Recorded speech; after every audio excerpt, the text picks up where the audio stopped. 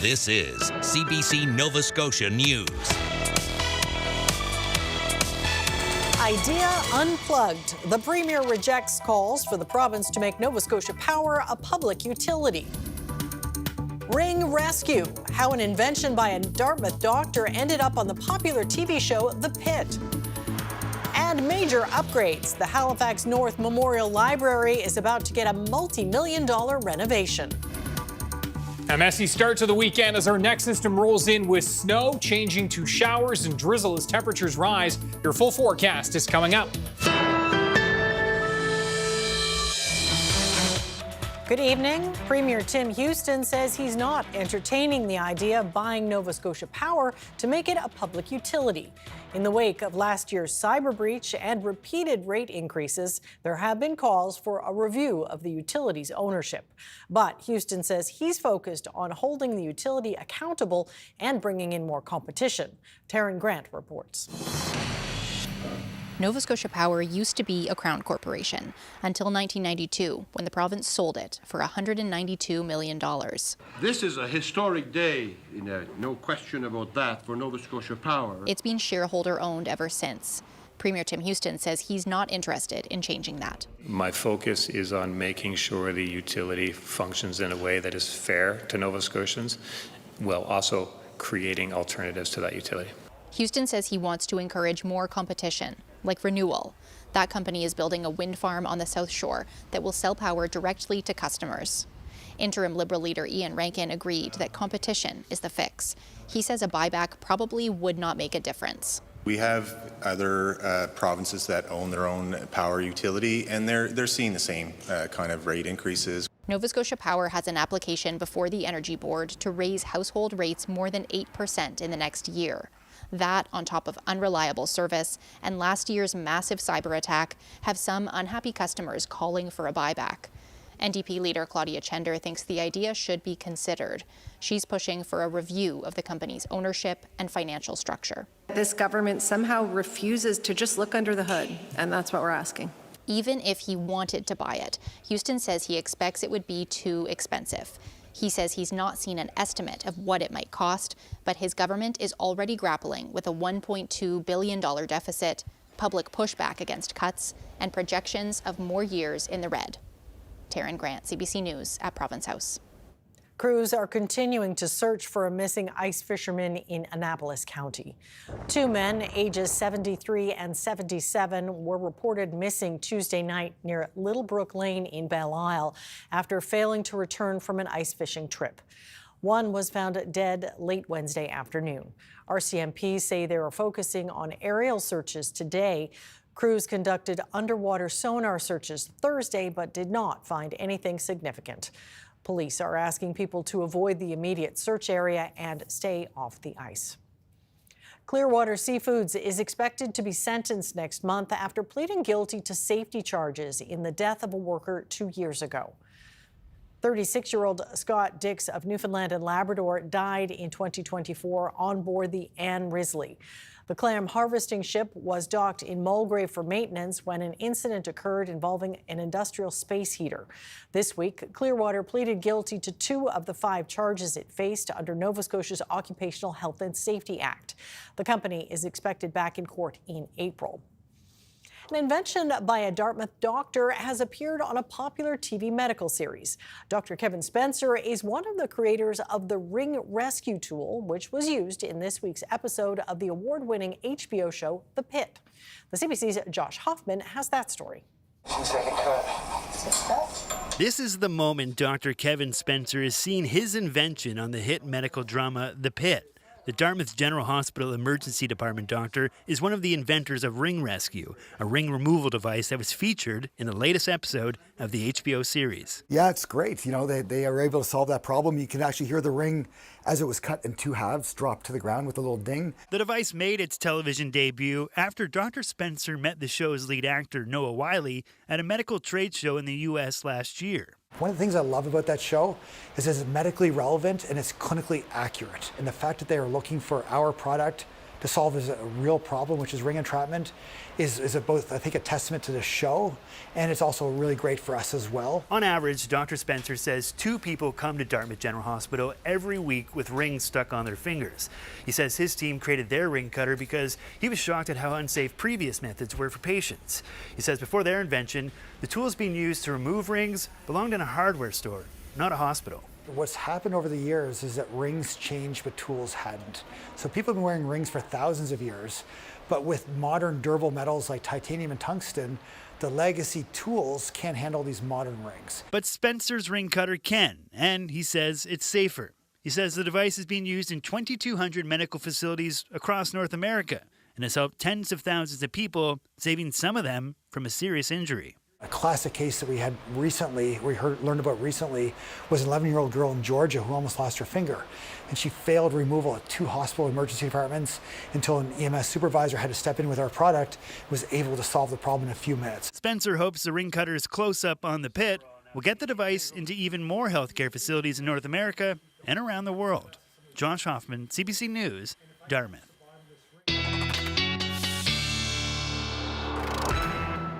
And Ryan is here with the first look at the weather, and the snow made a return. Yes, it did. A little bit of a shock after 20-degree temperatures earlier this week. The cold and snow pushing back, and it was chilly today, absolutely, with the wind. And we've got more snow on the way as we roll through Saturday, and it's going to be rolling in through Saturday morning, spreading across the province throughout the morning into the early afternoon up into Cape Breton.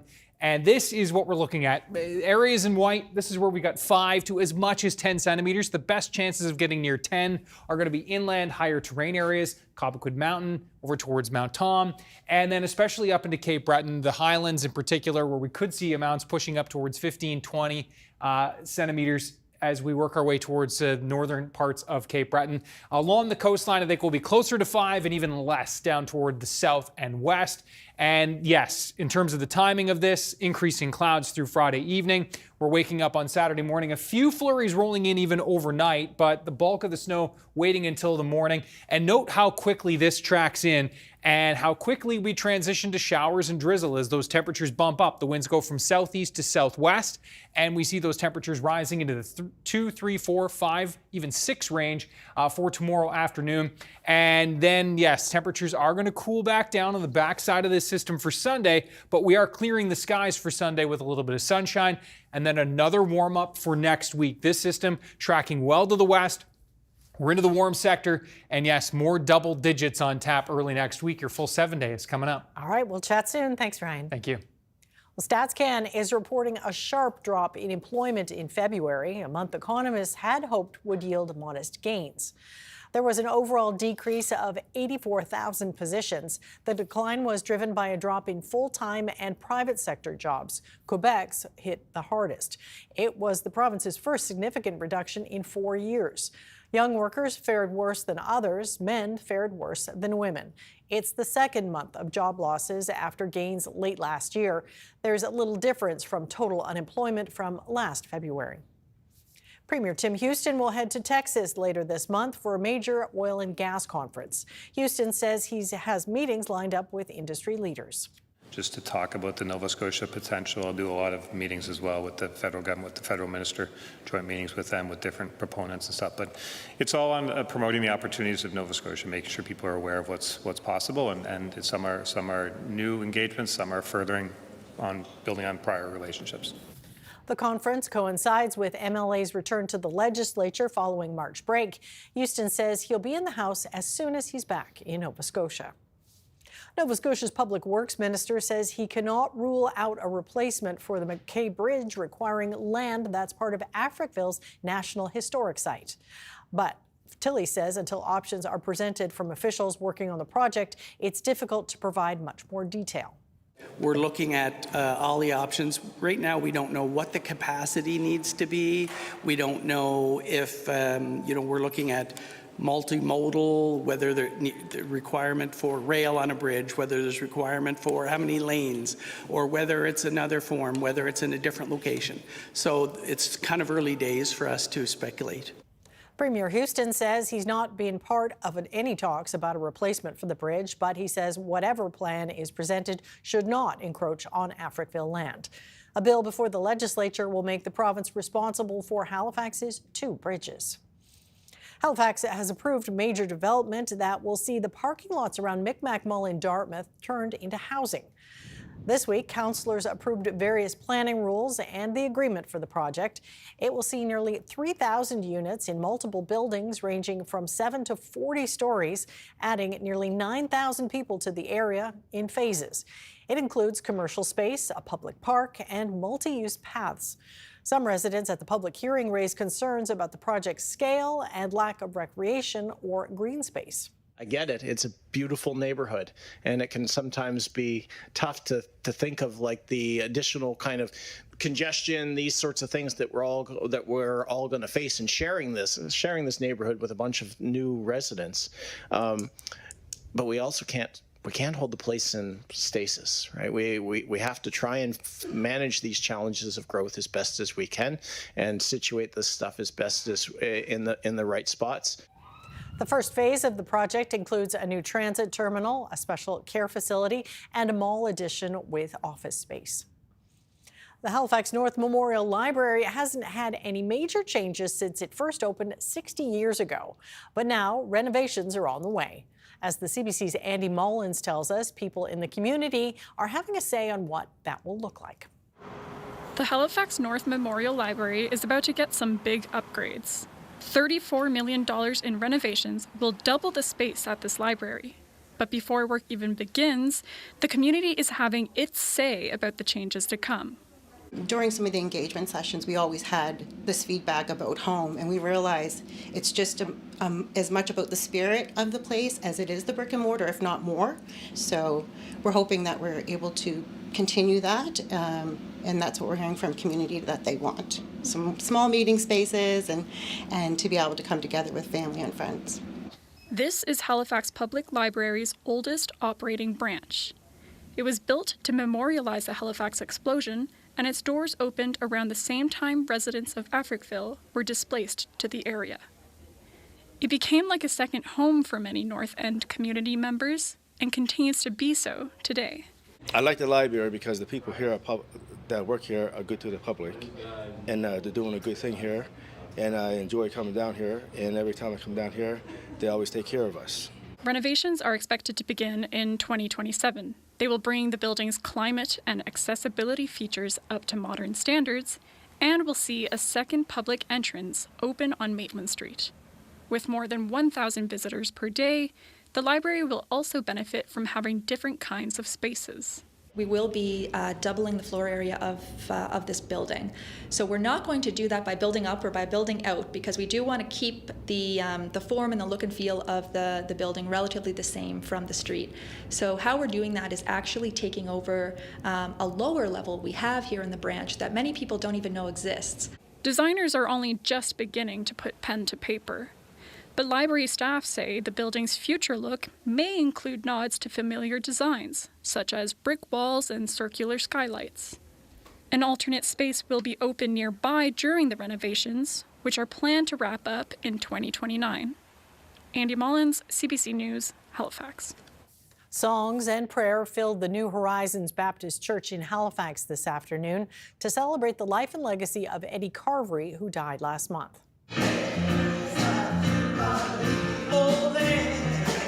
Carvery was a longtime activist who fought for reparations for the former residents of Africville, which was razed by the city in the 60s to make way for industrial developments. Carvery continued to live in a trailer on the grounds in protest for more than 50 years. His nephew says Carvery's dedication kept Africville's history alive, and he leaves behind a long-lasting legacy.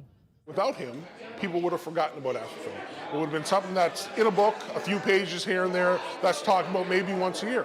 But where he's continuously in the forefront, and he's continuously there on the grounds with his visual protest, with his trailer, with him constantly speaking the name, writing a book, that kept it alive in people's hearts. It's when we become silent, that's when we become forgotten.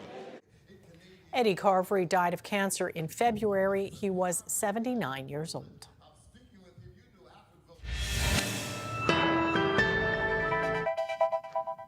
And there's a live shot of George's Island in Halifax Harbor.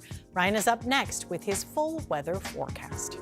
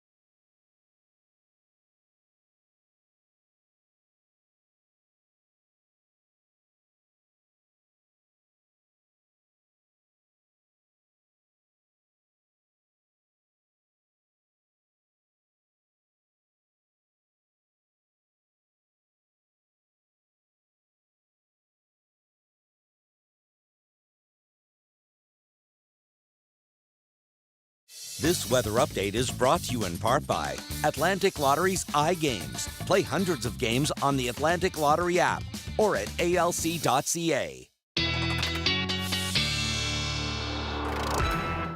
And Ryan's back with his full weather forecast. Okay, so the good news is the weekend has arrived. Yep.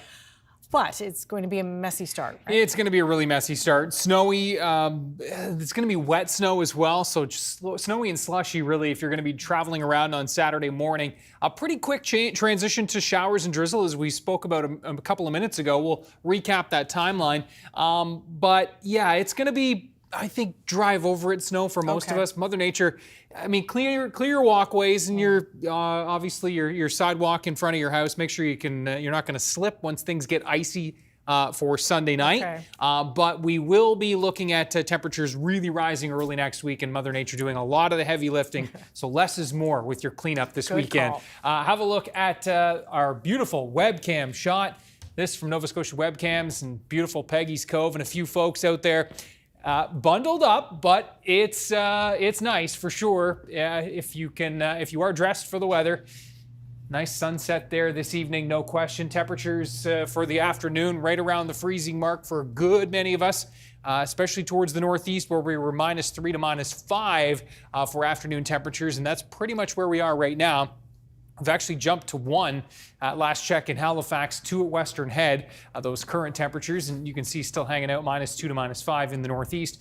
The winds have been brisk today, absolutely, out walking around, and it's like, how was it 20 degrees earlier this week, or at least high teens in many cases, still gusting to 60 kilometers per hour right now in through Cape Breton, and this is where we've got the onshore flurries still lingering, northern Cape Breton into Sydney Metro, and as that system departs, we've got our next system that's rolling in with the increasing clouds, and this is the snow that's going to be stretching its way in. Warm sector into the mix for tomorrow, bumping our temperatures up, and then we are going to be seeing temperatures cooling off a little bit behind this system, but another warm-up brewing, and that will really tap in to that warmer air off to the south.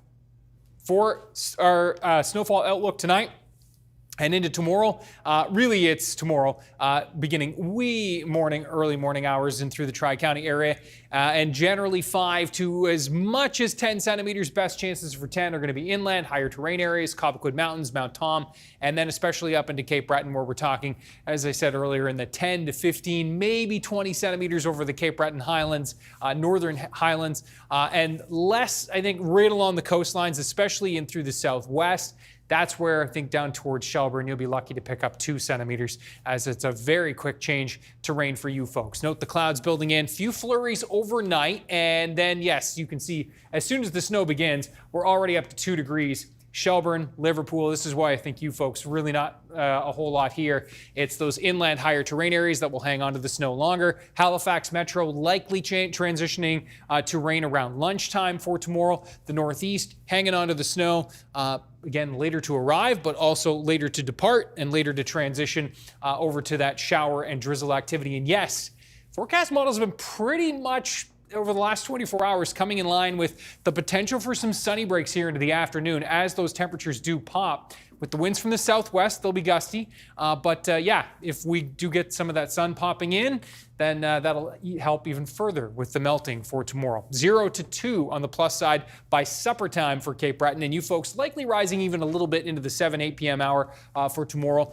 We are looking at winds gusting to 50 for Cape Breton, except 70 along parts of the coast, and 90 for Lay-Souette winds, and a Lay-Souette wind warning is in effect there. 3-4 degrees for eastern parts of the mainland and much of central as well. Some 6s possible. Halifax down through Lunenburg, Bridgewater, and Liverpool and Shelburne, and even Yarmouth. And you can see that temperatures similar in the valley.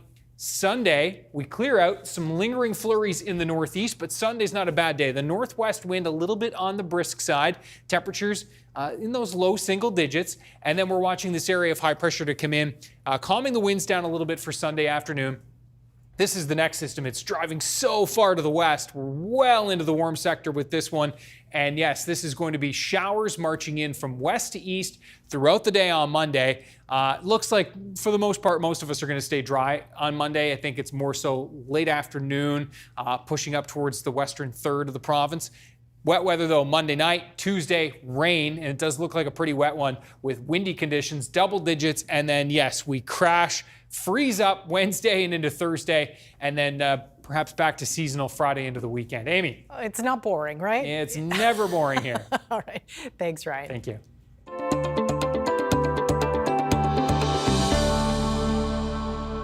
Well, despite the wintry weather we are having, spring is around the corner, and that has farmers in the region thinking about their upcoming season.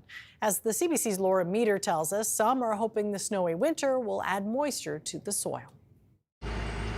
Many PEI farmers struggled with dry, hot weather last year. A cold winter with a lot of snow could help add moisture to the soil. But recent warmer days have meant a lot of that snow is gone now, and frozen fields couldn't absorb it. Oh, we lost, I'd say, the majority of it.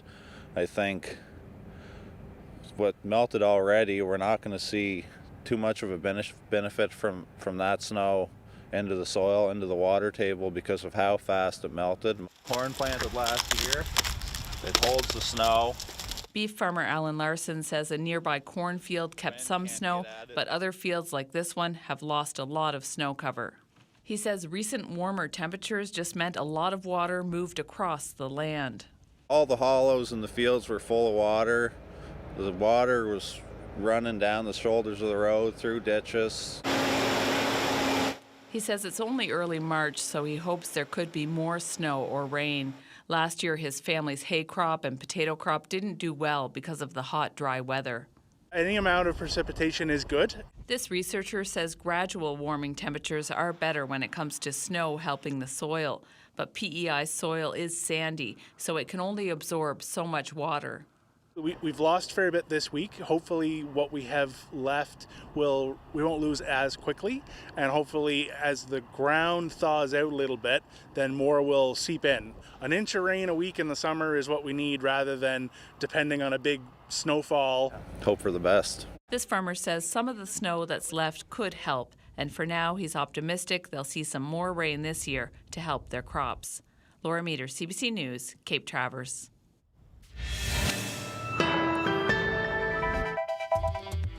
Coming up, a lobster boil ban in the UK prompts some calls for Canada to adopt similar legislation.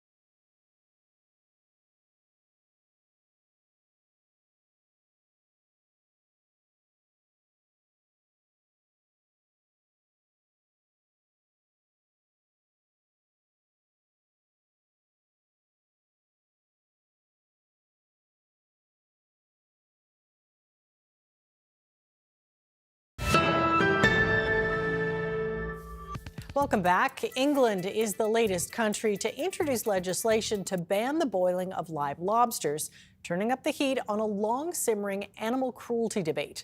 The CBC's Tom Murphy looks at both sides and what, if anything, the multi-billion-dollar seafood industry in Canada should do about it. Pardon the wordplay, the temperature is really getting turned up on the old lobster boil debate. Awesome unit, head first, lights out. Because England says it's not fooling around. Across the Atlantic, the nervous systems of lobsters and other invertebrates are at the center of a bill that is making its way through Parliament. I had no idea that people still did that. It believes the science is in. Lobsters are sentient animals. In other words, what's practically a bug on the bottom of the ocean has feelings. Hey, Larry. Thanks for all the free steam. Sucker. Yes, they say the cartoons sort of have it right. They're as sentient or as conscious as, the dog in your room, I suppose. That's right, emotion. But not everyone is convinced. I don't think they really demonstrated that the animal was experiencing suffering. So what is happening behind those beady little eyes? And what, if anything, should a multi-billion-dollar seafood industry in Canada do about it? A lobster goes for a walk, dancing effortlessly among the boulders. Lobsters are crustaceans, decapods, related to the insect family. Never known for their brains, 10,000 metric tons of them are plucked from our waters and shipped worldwide each year. But UK legislation will now mean people in England will not be allowed to boil them alive, reigniting a debate many thought was, well, dead. I think that there's been a change in science. Veterinarian and animal rights activist Ben Sturgeon is with Crustacean Compassion in the UK. And what we do know is in the last 10 years, there's been good recognition of sentience in invertebrate animals. People know about octopus, and decapods are now equally falling into that space. There's been a lot of research done on the ability of decapods to feel pain. Part of that change in science, evidence about how lobsters respond to what we think of as a painful situation, like boiling. They actually respond to them very similarly to terrestrial mammals. So these animals not only centrally feel pain, but they actually centrally process the reaction to avoid pain in future. But that flinching when they go in the pot doesn't prove a reaction to pain. It hasn't changed my thoughts on this. Says Professor Emeritus Shelley Adamo at Dalhousie University, whose studies on insects concluded it's unlikely lobsters do feel pain. What I see when I read the information on the lobsters that was in that report, it made me think of mimicking behavior, that the lobsters have behavior that looks like it would be something in pain if it were us. But that doesn't mean the lobsters are in pain. And then there's the whole size argument. You have the physique of Atlas. Thanks, I work out. As in brain size. Did you know that a lobster actually has more than a dozen mini brains along its body? Impressive. But consider a mere mosquito has more than twice as many neurons. So how much can really be happening in the lobster brain?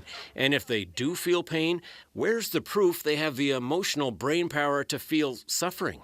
I'm just not confident that it is going to also be investing a big chunk of its neural resources for an emotional experience. In mammals, there are particular circuits in the brain that are important for us having that experience. And they're very complicated, they're very big, and there's just no equivalent of them in these other animals. I don't know if we want to go there, but based on brain size, some people might ask, shouldn't we be more concerned about mosquitoes than lobsters? Yeah, that's a really good question, Tom. I think some really interesting questions. We can't base pain or sensation or consciousness on numbers of neurons. I may have a bigger brain than you. That means I've got more neurons than you. Does that mean I feel more than you? And on it goes. In this case, the academic community seems really split. All of this renewed debate about lobster pain has the lobster industry feeling a little trapped, says Chris Foscato of the Nova Scotia Seafood Alliance. And really it is highly concerning because, again, what we have is an academic background that says this is not a problem, and yet someone has decided to make a law stating that it is. And that disconnect is really hard to swallow. And what is the best way to kill a lobster? Some say a knife to the head. Others say an electrical shocking using an expensive gadget like this. The lack of clarity on best practice adds to the industry's frustration. One of the pieces that we are somewhat concerned with is that the law was put in place without the supporting regulations to tell the consumer how they should do it.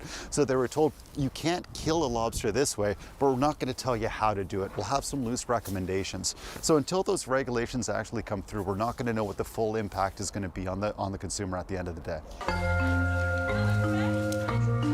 The UK, a relatively small but growing market for Canada's live lobster, is joining others like Norway, Switzerland, Australia, and New Zealand with the ban. The Canadian lobster industry just hopes that's as far as it creeps. Tom Murphy, CBC News, Halifax.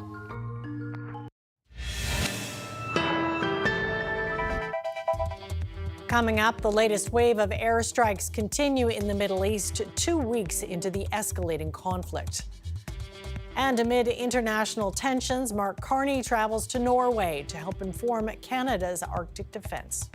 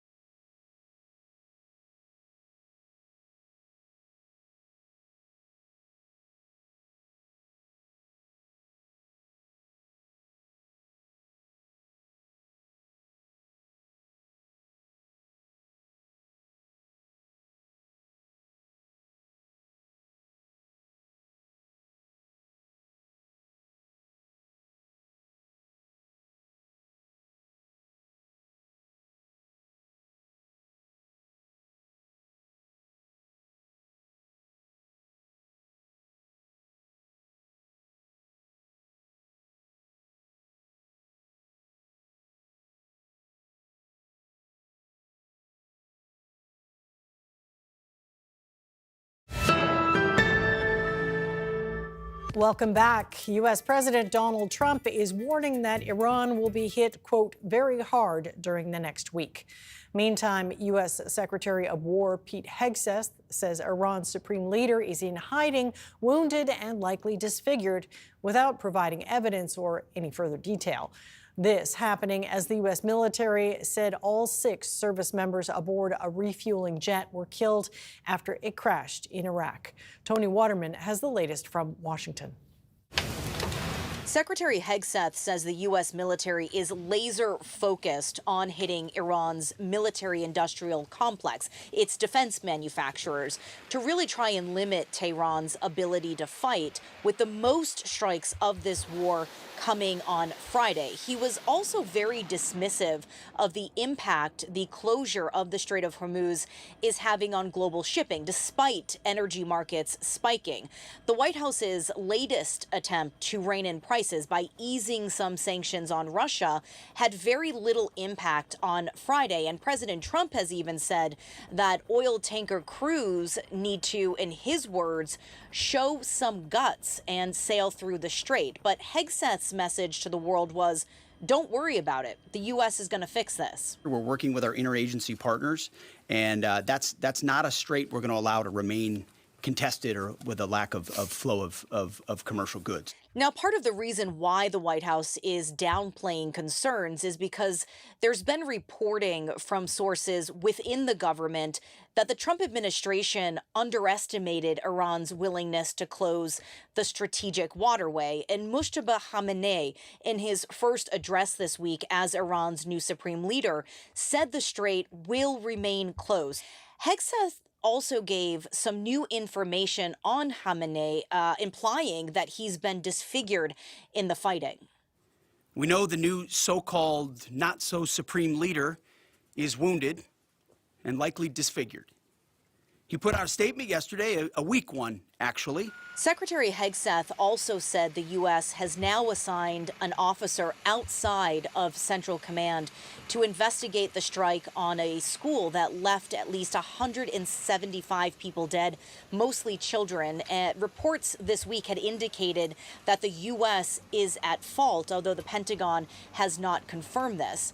The number of U.S. service members killed has also risen. 6 people have now been confirmed to have died when a refueling plane crashed in western Iraq on Thursday. The military says that the crash was not caused by hostile or friendly fire. The total number of U.S. service members killed now at least 13. Tony Waterman for CBC News, Washington. Israeli officials say an Iranian airstrike has injured nearly 60 people in a community near Nazareth. The CBC's Crystal Gabansing reports from the scene. This massive crater is one of the first things you see at this direct Iranian missile strike site in Azazir, which is in northern Israel. This is an area that was hit by a missile. Emergency officials say about 24 people were wounded. One of the individuals with more serious injuries was a woman in her 30s. If you take a look at this scene, it'll give you an indication of just sort of what kind of injuries people were dealing with. Obviously, they were dealing with fire and a lot of shrapnel, glass blowing out, metal. There's debris everywhere. You see a car that has been basically burnt and parts of it crumpled up as if it was a toy. This strike site was also visited earlier by Israel's President Isaac Herzog along with his wife. Officials have been making a point of trying to get out to sites like these in an effort to provide some comfort to the locals and talk about the effort to secure locations, especially here in the north. Every once in a while we actually hear Israeli jets going overhead.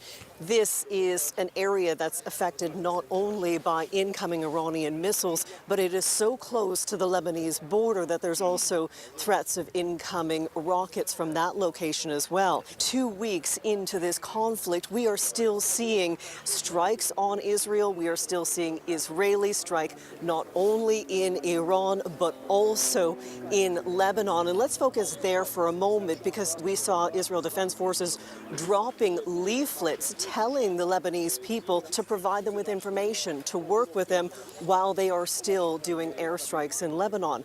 The intensity, the destruction is ongoing, and these sort of scenes are what community members are paying attention to and wondering how long they'll endure this sort of situation. Crystal Gamansing, CBC News, Zaire, Northern Israel.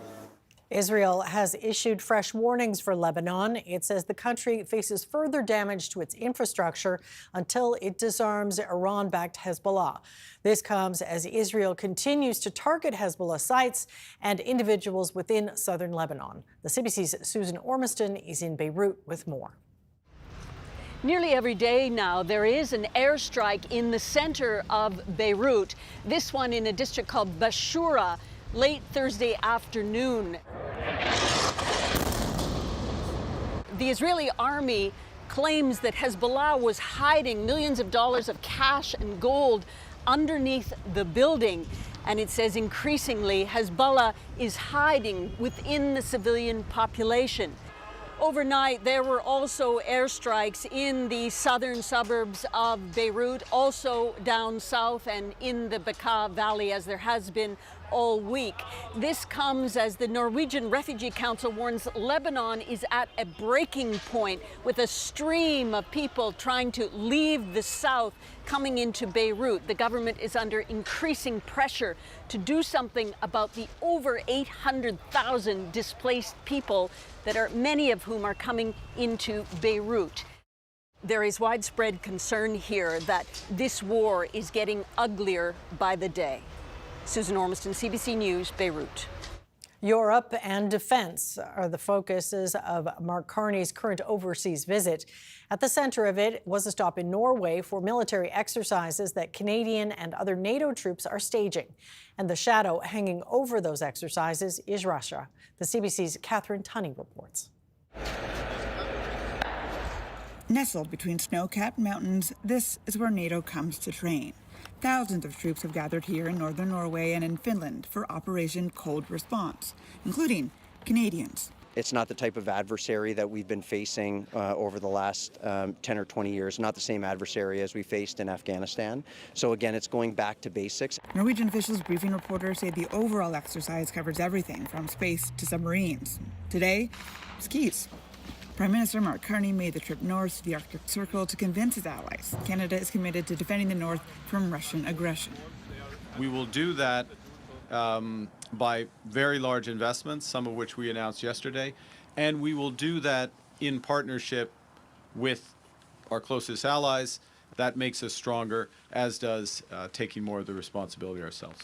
The exercise takes place against a backdrop of heightened international tensions, including the ongoing war in the Middle East. Do the German Chancellor and the Canadian Prime Minister still believe that the US can be trusted when it comes to security in the North? Yes. Yes. The Norwegian PM stressed that despite war elsewhere, pressure must remain on Russia here in the north and elsewhere. This is about protecting Norway, but by protecting Norway, keeping low tensions, avoiding conflict here, it is net positive for the security of the United States. We believe that is self-interest. So yes. The NATO exercise here is meant to test Norway's military readiness in case of a potential crisis. Officials in Carney's office say observing the war game will help inform Canada's Arctic strategy.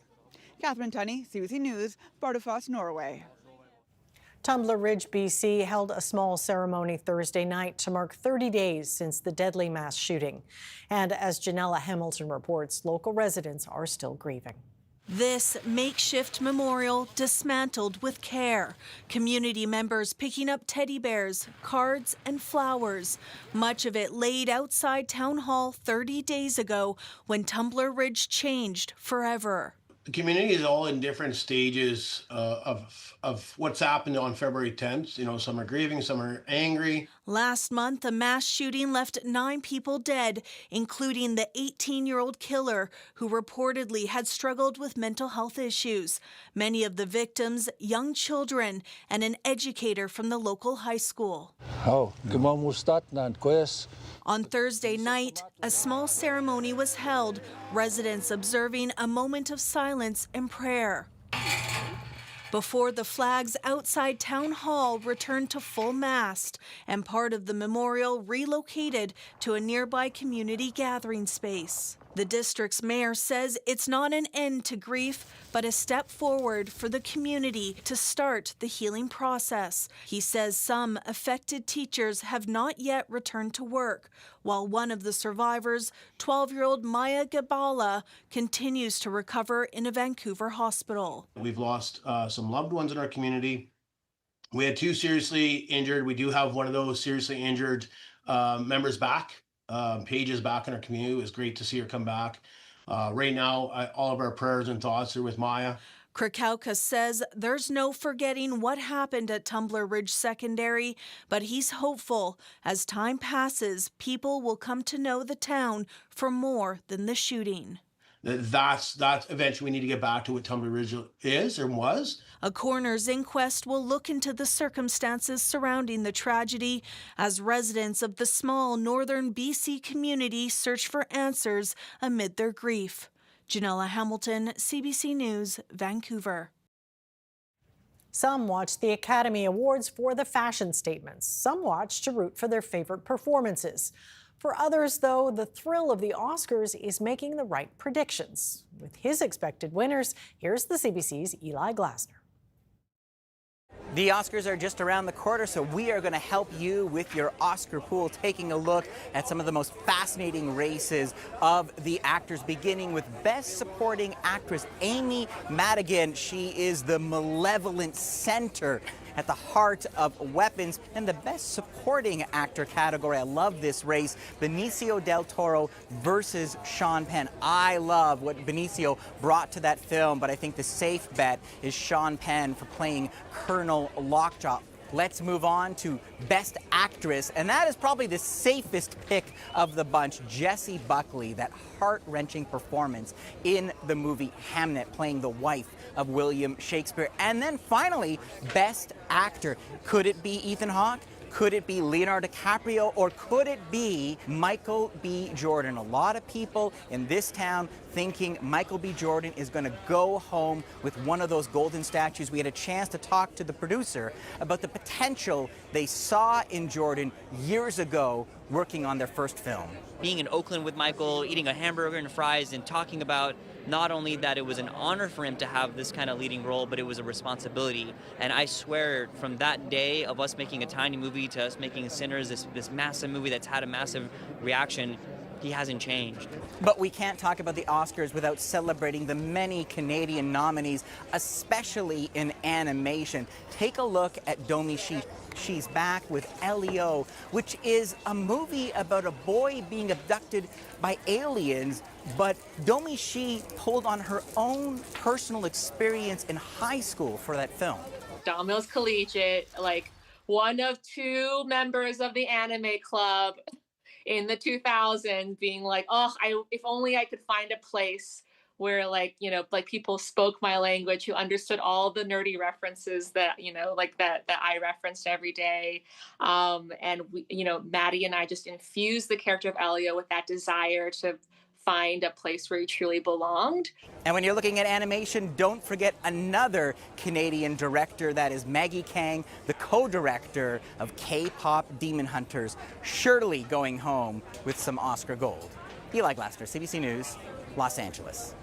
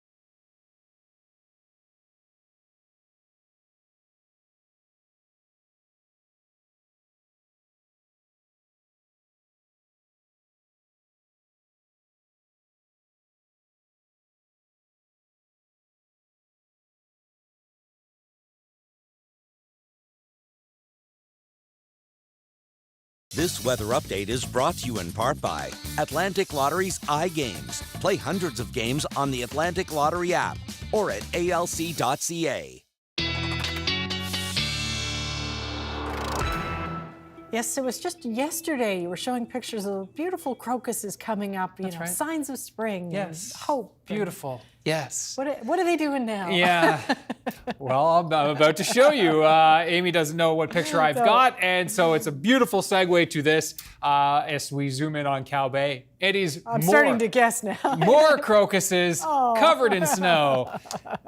Terry, thank you for this. And you know what? The crocuses, they're so hardy. They're like us humans, right? They're we tough. we Yes, they tough, are. we battle through.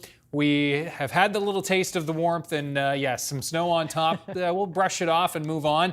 And yes, more snow on top of the crocuses for tomorrow and the roads. So definitely travel with care Saturday morning into Saturday afternoon. We are looking at generally 5 to as much as 10 centimeters. Inland higher terrain areas, the best shot at 10. And those areas shaded in blue, higher terrain areas in through Guysborough County and up into Cape Breton, that's where we have our best chance of getting into that 10 to 15 centimeter range. But that's looking most likely for the highlands. There's the timeline. So note that snow spreading in through some flurries overnight, but the snow, there's 6 a.m. on the doorstep of Middleton and Lunenburg, then spreading further in by the time we get to, say, 8 a.m. on the doorstep for Pictou County, and then continuing to spread eastward through by late morning into the early afternoon for Cape Breton. And note the change to showers and drizzle as those temperatures will rise into the 3, 4, 5, 6 range. Note Sunday, much quieter, much calmer. Temperatures low single digits, near freezing for Cape Breton. And then we are again tracking the warm up. Sunday, 6 degrees by 6 p.m. and then rising to the double digits with rain on Tuesday. There we go. Well, the Arctic Winter Games are underway in Whitehorse, and some athletes taking part in traditional games called knuckle hop. Have a look at this. The knuckle hop is an Inuit technique once used by seal hunters where they mimic the movements of their prey.